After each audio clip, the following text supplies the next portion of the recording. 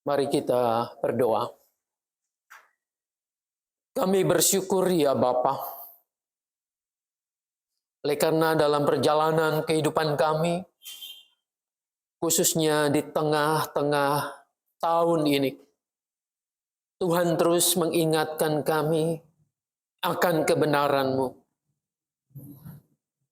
Engkau juga memberi kami kesegaran baru di dalam kami mengingat kembali cinta kasih-Mu melalui perayaan perjamuan kudus. Saat ini ketika kebenaran firman-Mu diberitakan, sesungguhnya kami tidak sanggup untuk menerimanya. Namun di dalam rahmat-Mu, dalam kasih-Mu yang besar, Engkau menolong kami melalui kuat kuasa Roh-Mu yang kudus, agar paham dan mengerti kebenaran itu. Agar kami mampu melakukannya dalam hidup sehari-hari. Engkau yang menolong ya Bapa, melalui pembacaan firman ini. Sehingga apa yang kami dengar, apa yang kami baca, dan kami renungkan tidak berlalu sia-sia. Di dalam nama Tuhan kami Yesus Kristus, Sang Firman yang sesungguhnya itu kami berdoa kepada Bapa di sorga. Amin. Inilah Injil Tuhan Yesus Kristus menurut Matius pasal 10 ayat 40 sampai 42. Simak dan dengarkanlah Injil Tuhan Yesus Kristus. Barang siapa menyambut kamu, ia menyambut aku. Dan barang siapa menyambut aku, ia menyambut dia yang mengutus aku. Barang siapa menyambut seorang nabi sebagai nabi, ia akan menerima upah nabi. Dan barang siapa menyambut seorang benar sebagai orang benar, ia akan menerima upah orang benar. Dan barang siapa memberi air sejuk secangkir saja pun kepada salah seorang yang kecil ini, karena ia muridku, aku berkata kepadamu, sesungguhnya ia tidak akan kehilangan upahnya daripadanya. Sampai demikian jauh pembacaan Injil Tuhan Yesus Kristus. Tuhan Yesus berkata, yang berbahagia adalah setiap kita yang mau mendengarkan firman Allah, memelihara tentunya dengan melakukannya. Haleluya. Haleluya. Haleluya. Haleluya.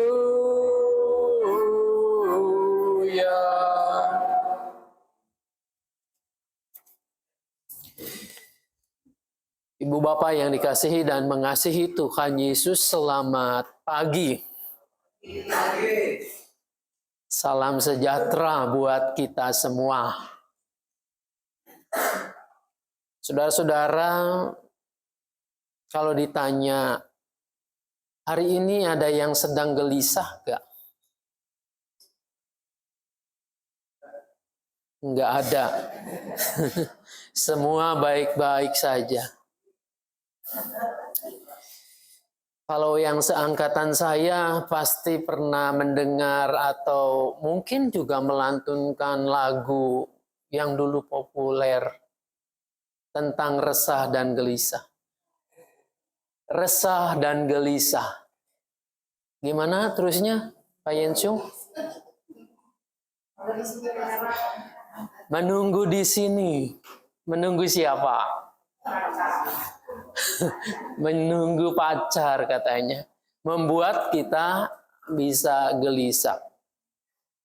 Tadi dalam kata pembuka, ya Penatua Cencen mengingatkan kita kembali. Ada banyak hal yang bisa membuat kita resah dan gelisah. Gelisah. Orang tua ketika anaknya udah malam, kok nggak pulang-pulang? Kalau si anak, ya tenang-tenang saja dia sedang bermain, menikmati kesenangannya. Saya pun begitu. Ketika remaja, ketika menjadi anak-anak, ya main sesukanya. Tidak tahu di rumah papa mama gelisah. Baru sesudah jadi orang tua, tahu rasa yang namanya gelisah itu kayak apa. Jadi saudara-saudara, ada sesuatu yang mencemaskan, yang membuat kita gelisah. Tadi disebutkan juga, kalau udah jatuh tempo, kita harus bayar utang, duitnya nggak ada, kita akan gelisah. Mau cari kemana? Masih banyak lagi tentang kegelisahan yang umumnya dikaitkan dengan yang mengusik rasa nyaman kita. Tapi tema kali ini adalah kebenaran terkadang menggelisahkan. Saudara-saudara, dalam batas-batas tertentu bukan hanya menggelisahkan, tetapi kebenaran terkadang juga menyakitkan. Kebenaran itu akan terus mengusik di dalam diri kita. Bisa membuat kita tidak nyaman, bisa membuat kita gelisah. Saudara-saudara, saya membaca sebuah artikel yang menarik.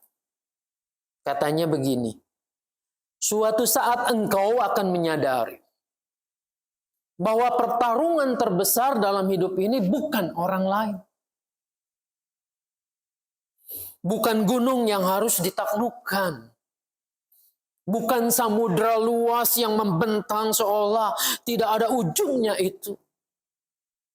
Bukan binatang buas atau orang-orang yang membencimu. Bukan. Itu bukan musuh yang terbesar. Pada akhirnya pertarungan terbesar yang harus engkau hadapi adalah dirimu sendiri. Bukankah semua pikiran negatif, pelbagai alasan-alasan yang bermuara pada kenyamanan, keraguan-raguan, kekhawatiran, pesimis, dan takut, semuanya itu ada dalam dirimu. Dan ini akan benar-benar terwujud ketika engkau mengizinkan menguasai dirimu. Saudara-saudara, Anda dan saya tidak pernah tahu mengapa semua itu bisa bersarang, bisa ada di dalam diri kita. Kenapa kekhawatiran, cemas, dan yang sejenis itu tiba-tiba aja ada dalam hati kita? Para pakar mengatakan salah satunya karena kita mengizinkan dia masuk, menguasai diri kita. Saudara-saudara pernah nggak lihat kapal yang berlayar? Sering mungkin ya. Di sekelilingnya itu kan air. Kenapa kapal itu nggak tenggelam? Tentu ada banyak teori. Salah satunya karena airnya tidak masuk ke dalam kapal. Tapi kalau airnya masuk dalam kapal itu, pasti tenggelam. Ada banyak kekhawatiran yang menggelisahkan kita di sekeliling kita. Seperti air itu dan kita perahu kecil di tengah-tengah samudra itu. Kekhawatiran itu akan menghancurkanmu apabila engkau mengizinkannya masuk dalam dirimu. Seperti perahu itu, kalau airnya masuk pasti akan tenggelam. Kalau kita mengatakan tidak, maka yang terjadi adalah aman-aman saja. Saudara-saudara, Yesus memberi peringatan kepada para muridnya bahwa mereka akan menghadapi banyak orang yang tidak suka Injil Kerajaan Sorga itu diberitakan.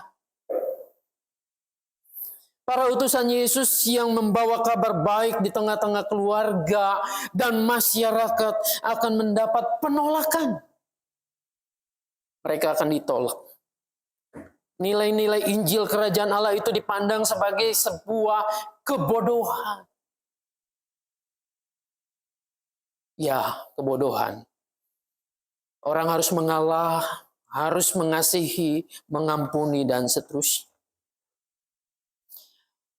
Bukan hanya Injil yang ditolak, tetapi mereka yang memberitakannya juga akan mengalami penolakan, penganiayaan, penderitaan, bahkan kematian. Mereka yang memberitakan Injil akan mengalami konflik, permusuhan dengan orang-orang terdekat, keluarga. Itu minggu lalu kita dengar Injil yang dibacakan itu. Anak akan bermusuhan dengan orang tuanya, mertua dengan menantu, saudara bersaudara, dan seterusnya. Keluarga akan menjadi keluarga yang konflik. Saudara-saudara, bahkan kalau kita teliti lagi, lebih dahsyat dari itu, mereka akan mengalami konflik dengan musuh terbesar, yaitu diri mereka sendiri. Ketika kita berpegang kepada kebenaran Injil Tuhan Yesus, tidak hanya dengan orang lain, tidak hanya dengan orang terdekat kita, kita bisa menjadi musuh diri kita sendiri. Dan itulah musuh yang paling besar. Kalau para pembenci Yesus yang menjadi musuh dan mengganggu pemberitaan Injil, ini bukan perkara aneh. Ini sangat lumrah. Jika anggota keluarga tidak setuju dan menolak Injil, lalu berseteru, meski berat kita dapat mengatakan, ya, dapat dimengerti. Karena mereka belum mengerti nilai-nilai kebenaran Injil Kerajaan Allah itu. Tetapi bagaimana kalau diri kita sendiri yang menjadi musuh utama? Jelas ini bukan perkara yang mudah. Ini serius. Sehingga Yesus pernah mengingatkan, kalau kita baca satu ayat di atasnya, ayat yang tadi kita baca. Ayat 39, Yesus mengatakan, barang siapa mempertahankan nyawanya, ia akan kehilangan nyawanya. Saudara-saudara, dari perkataan Yesus ini kita dapat menengarai, bukan para pembenci yang menghambat Injil diberitakan. Bukan sanak saudara atau anggota keluarga terdekat yang menjadi penghalang, melainkan diri kita sendiri sangat berpotensi menjadi sumber penghalang Injil itu diberitakan. Saudara-saudara, kalau begitu apa maksudnya? Bukankah setiap hari, setiap saat nilai-nilai Injil Kerajaan itu berdengung begitu kuat di dalam diri kita? Bagaimana kita harus bertindak terhadap para pembenci kita. Sudah jelas Yesus mengajarkan mengampuni, mendoakan, dan meminta Tuhan memberkatinya. Saudara-saudara, bukan orang lain yang kita benci itu, tapi diri kita sendiri. Ketika kebenaran itu menggelitik, ketika kita berjumpa ada orang yang begitu menjengkelkan, membuat hidup rumit, susah, nilai kebenaran itu akan menggelitik di sini. Kamu harus mengampuni. Kamu harus mendoakannya.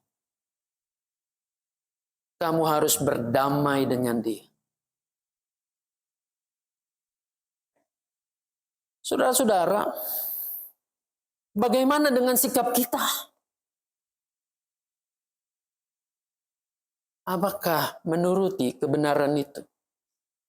Sebagian besar kita akan memilih membalas kebencian itu.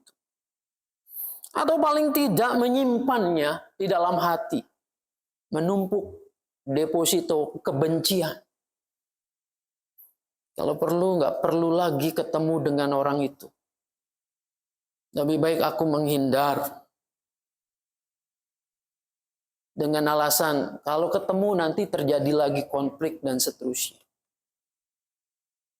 Bagaimana ketika orang lain meminta sehelai baju, atau berjalan dengan dia sejauh 1 mil? Ini ungkapan Yesus dalam gaya bahasa Yahudi itu. Ketika orang meminta jaminan, meminta kebutuhannya, ketika orang diminta bantuannya, sudah gamblang. Injil mengatakan, berilah jubahmu. Dan berjalanlah dengan dia sejauh 2 mil. Saudara-saudara, bagaimana ketika orang lain menamparmu?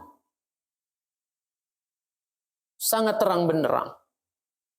Yesus mengatakan, berilah pipi yang lain. Kenyataannya apa yang kita lakukan? Kita lebih memilih, tanda petik, mempertahankan nyawa kita. Mempertahankan egoisme kita. Harga diri kita. Meski kebenaran itu terus berdengung, menggelisahkan hati kita. Kita bergeming dengan alasan, ini keadilan, martabat saya di mana? Biar dia tahu juga rasanya disakiti dan seterusnya. Itulah tameng kita untuk tidak melakukan kebenaran yang dilakukan atau diajarkan oleh Yesus. Saudara-saudara, pada saat perlawanan dan konflik loyalitas terhadap sang guru, terhadap Yesus ini, murid-murid sejati akan mendahulukan apa yang dipesankan oleh gurunya, oleh Yesus. Ia akan mengutamakan kepentingan Injil kerajaan sorga. Dan menomorduakan tuntutan-tuntutan lain termasuk kepentingan dan kenyamanannya sendiri. Walaupun dengan itu konsekuensinya akan merasa kehilangan nyawa, kehilangan kenyamanan, kehilangan apa yang didambakan dunia saat ini.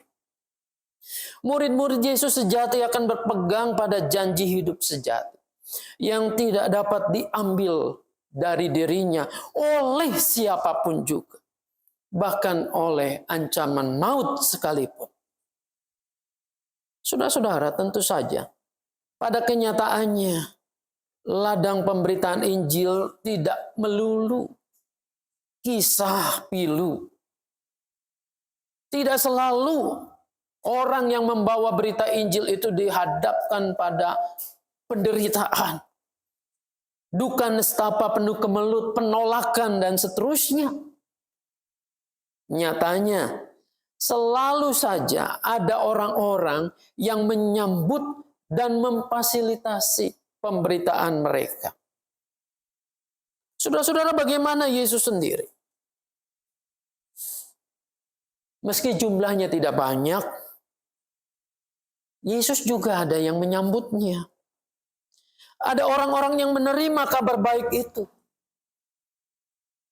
Pada pesan terakhir Yesus kepada para muridnya, dalam Injil yang tadi kita baca, ayat 40 sampai 42 ini. Saudara-saudara, di tengah-tengah betul-betul ada ancaman yang mengkhawatirkan itu. Yesus menguatkan mereka. Membesarkan hati para murid.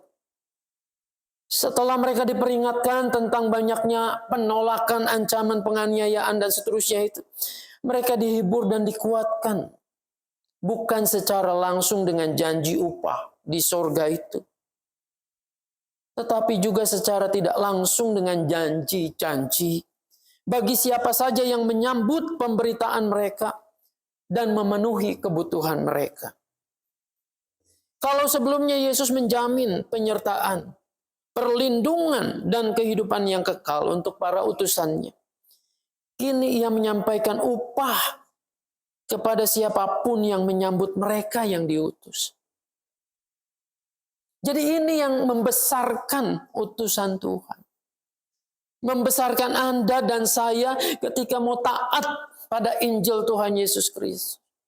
Selalu akan ada orang yang Tuhan sediakan untuk membantu, untuk menolong. Dikatakan, siapa saja yang menyambut kamu, ia menyambut aku.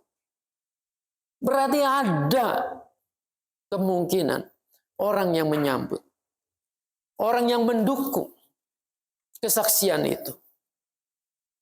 Saudara-saudara, untuk mengerti siapa yang menyambut kamu, menyambut aku, dan siapa menyambut aku, yang menyambut Bapakku yang mengutus aku. Kita bisa lihat dalam adegan-adegan film silat kolosal. Dulu saya suka melihat kisah-kisah film-film serial yang panjang itu, yang mengisahkan drama-drama bercampur ya, balas dendam, percintaan, dan seterusnya. Lalu juga ada kisah-kisah tentang bagaimana kekaisaran itu mempunyai wilayah yang banyak. Ketika ada seorang utusan kaisar atau utusan raja ke sebuah wilayah kekuasaan, ketika meterai kaisar atau raja itu diacungkan oleh utusan, apa yang terjadi dengan orang-orang yang melihatnya? Saudara-saudara, orang-orang yang melihat itu akan langsung rebah sujud menyembah. Seolah-olah kedatangan orang itu adalah kaisar sendiri. Mereka sujud menyembah, lalu mereka mengatakan, hidup tuanku raja, semoga panjang umur, beribu-ribu tahun, dan seterusnya. Nah, apa yang menjadi pesan yang disampaikan oleh utusan itu? Maka semuanya akan tunduk. Kalau bunyi titah itu adalah membunuh, maka saat itu juga dikerjakan. Kalau titah itu adalah membebaskan orang, maka pada saat itu juga orang-orang itu akan dibebaskan. Ini dahsyat. Utusan itu sama persis dengan raja atau kaisar yang hadir pada saat itu. Saudara-saudara, dalam tradisi Yahudi, hal yang sama terjadi. Utusan seseorang adalah seperti orang itu sendiri. Utusan Yesus Kristus ketika mengutus muridnya, sebetulnya adalah Dia sendiri yang hadir. Jadi saudara yang dikasihi dan mengasihi Tuhan Yesus, ketika seseorang menyampaikan Injil, menyampaikan kabar baik, kebenaran, itu harus dipandang bahwa orang tersebut sedang membawa pesan dari Yesus sendiri. Orang itu harus dipandang sebagai kehadiran Yesus yang menyatakan kebenaran itu. Lalu kemudian kita mengatakan, bagaimana kalau kebenaran itu kemudian dibelokkan? Itu bukan tanggung jawab Anda, tetapi tanggung jawab si utusan tersebut terhadap yang mengutusnya. Nah, saudara-saudara, menyambut dan memperlakukan seorang utusan di sini tidak pertama-tama menyediakan makanan, memberi akomodasi, tempat tinggal, dan seterusnya. Tetapi yang paling utama adalah menerima berita Injil yang dibawa oleh seorang utusan itu. Adalah baik jika jemaat Tuhan menyambut seorang pengkhotbah yang memberitakan Injil, yang memberitakan kebenaran Tuhan dengan pelbagai fasilitas, dengan jamuan makan, dengan keramah tamahan. Jelas itu adalah perbuatan yang mulia. Namun itu semua tidak akan ada artinya bila Injil yang diberitakannya hanya enak untuk didengar, tetapi tidak dilakukan. Saudara-saudara, saya pernah prihatin pada saat ini. Ada banyak orang yang menyambut hamba-hamba Tuhan dengan luar biasa. Apalagi kalau hamba Tuhan itu sudah terkenal, maka jamuannya juga akan luar biasa. Fasilitas dan lain sebagainya. Tetapi itu akan sia-sia ketika pesan yang disampaikan, ketika kebenaran yang dikumandangkan itu hanya berhenti di ruangan, hanya berhenti di gedung gereja. Karena yang paling utama adalah pesan itu didengarkan, pesan itu dilakukan, pesan itu dikerjakan sebaik-baiknya. Sebaliknya, bagi pemberita Injil, bagi pengkhotbah, termasuk saya juga, jangan lekas puas dan terbuai dengan fasilitas mewah, hingga pesan utama Injil itu tereduksi. Kebenaran itu tidak sampai. Hanya karena demi fasilitas-fasilitas itu. Tidak bebas menyampaikan kebenaran. Tersandra dan seterusnya. Saudara-saudara, ingatlah pesan Tuhan Yesus yang tidak perlu mengutamakan tujuannya adalah mendapatkan fasilitas, mendapatkan akomodasi yang memadai. Malah Yesus mengatakan, kalau tidak diterima, kebaskanlah debu kota itu. Benar, Yesus berjanji bahwa siapa saja yang memberi pelayanan terhadap muridnya tidak akan kehilangan upahnya. Dan barang siapa memberi air sejuk secangkir saja pun kepada salah seorang yang kecil ini, karena ia muridku, aku berkata kepadamu, sesungguhnya ia tidak akan kehilangan upahnya. Saudara-saudara, kita jangan ragu untuk berbuat baik. Karena Tuhan tahu. Tapi jangan pakai juga perbuatan baik itu hanya untuk kepentingan diri kita. Hanya untuk supaya kita nyaman. Bantuan sekecil apapun kepada para murid dan utusan Yesus tidak pernah akan dilupakan di hari pengadilan, hari penghakiman. Kalau kita baca dalam Matius 25 ayat 35 dan seterusnya, Yesus menegaskan itu. Ketika aku lapar, engkau memberi aku makan. Ketika aku haus, engkau memberi aku minum. Inilah yang kemudian Yesus beri tempat yang mulia itu. Sudah kita dapat bayangkan dukungan yang kecil di tengah-tengah derasnya penolakan. Tentunya menggambarkan kedalaman hati orang yang bersedia menyambut, mendukung pemberitaan Injil itu. Bagaimana dengan kita? Apakah cukup menyediakan secangkir air minum saja? Mestinya lebih dari itu. Mestinya nilai-nilai Injil kerajaan Allah akan terus didengungkan dan akan terus menggelisahkan hati kita. Karena di dalamnya Roh Kudus itu terus-menerus menyatakan dan memperlihatkan kebenaran yang diajarkan oleh Yesus Kristus. Ia mengusik nurani kita. Ingatlah, musuh terbesar dalam hidup kita bukan para pembenci dan orang-orang yang menolak Injil, bukan itu. Lawan terbesar adalah diri kita sendiri. Ketika hatimu gelisah oleh kebenaran nilai-nilai Injil kerajaan surga, berdoalah. Minta Roh Kudus kuatkan agar kita dimampukan untuk melakukan kebenaran itu. Sebab ada banyak hal yang dinyatakan oleh Roh Kudus, ini sesuatu yang benar, yang harus engkau kerjakan. Tapi kita berhadapan dengan kenyamanan, dengan kepentingan, dengan egoisme diri sendiri. Sehingga kita membungkamnya. Tidak membuahkan kebenaran itu dalam kehidupan kita sehari-hari. Saya percaya setiap hari Anda harus memutuskan sesuatu. Memutuskan yang baik, yang benar, yang tepat. Dan Roh Kudus itu telah hadir dalam hidup kita, di dalam diri kita, menyatakannya.